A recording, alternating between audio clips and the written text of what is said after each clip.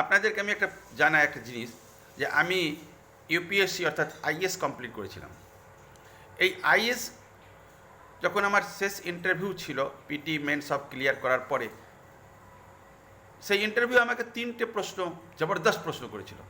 একটা প্রশ্ন ছিল, পৃথিবীতে কোন এমন জিনিস যার দিকে আপনি কোনোদিন ঘুরে তাকাতে পারবেন না।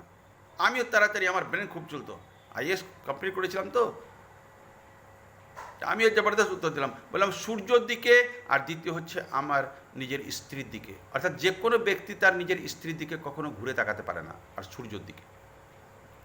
সাহেবরা বলে দারুণ। তারপরে দ্বিতীয় প্রশ্ন আমাকে করলেন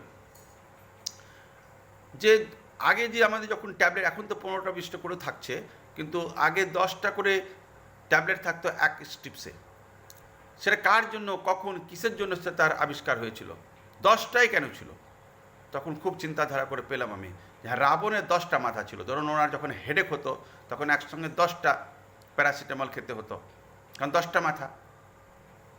তো তার জন্য রাবণের জন্য এই 10টা ট্যাবলেট করে রাখা হয়েছিল এক স্ট্রিপসে। কিন্তু তৃতীয় কোশ্চেনটা আমি আর পারলাম না, আমার আইএস কমপ্লিট হল না, আমি ঘুরে ব্যাক প্যাভিলিয়ন উইথ 0 রান ঘর চলে গেলাম। সেই প্রশ্নটা জবরদস্ত ছিল, আজও পাইনি আমি উত্তর। আপনারা যদি কেউ জানেন প্লিজ আমাকে কমেন্ট বক্সে লিখুন।